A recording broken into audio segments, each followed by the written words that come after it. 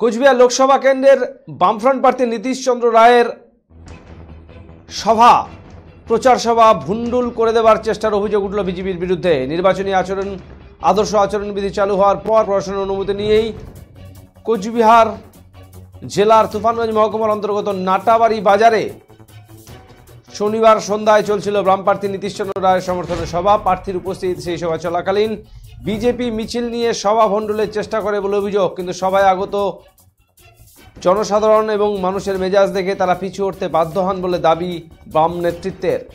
রাজনৈতিক সন্ত্রাসের ক্ষেত্রে তৃণমূল এবং বিজেপি মুদ্রার এপিট উপিট এবং তাই এই দুটি দলকে বর্জন করার জন্য এদিন আহ্বান জানান সিপিআইএম নেতা অসীম সাহা। গতকাল নাটাবাড়ি বাজারে লোকসভা 1 নং কেন্দ্রের বামফ্রন্ট মনোনীত প্রার্থী কমরেড নীতিশ চন্দ্র রায়ের সমর্থনে একটি সভা চলছিল। প্রার্থী সেখানে নিজে উপস্থিত ছিলেন।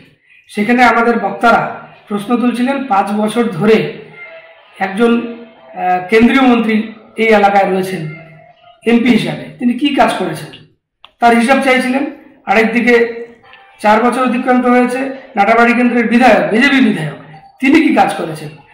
যখন এই প্রশ্নগুলো তুলছিলেন আগামী নির্বাচনে তার উত্তর দিতে হবে বিজেপিকে, তখন দেখা যায় বিজেপির একটা টিম অতর্কিতে গুন্ডা বাহিনী সেখানে চলে আসে, সেখানে আক্রমণ করবার পরিকল্পনা করে, অশ্রাব্য গালিগালাজ তারা করবার চেষ্টা করে। সেখানে কমরেডরা প্রস্তুত ছিল, আমাদের কমরেডরা তৈরি ছিল। তাদের সেই সংগ্রামী মনোভাব দেখে তারা সেখান থেকে পিছু হটতে বাধ্য হয়। কিন্তু সেই জায়গায় আমরা বলছি তৃণমূল এবং বিজেপি মুদ্রার এপিট আর ওপিট, যারা এখনো ক্ষমতায় আসেনি তারা দাঁত নখ বের করে ফেলেছে। কালকের ঘটনা চোখে আঙুল দিয়ে মানুষকে দেখিয়ে দিয়েছে। এই বিজেপি তৃণমূল থেকে বর্জনীয়, তৃণমূলের মতোই ভয়ঙ্কর একটি দল। অসীম সাহা। বিজেপি নাটাবাড়ি 1 নং গ্রাম পঞ্চায়েতের সাধারণ সম্পাদক অশোক কুমার প্রধান জানান, সেখানে কোনো অপ্রীতিকর ঘটনা ঘটেনি এবং এই অভিযোগ সম্পূর্ণ ভিত্তিহীন।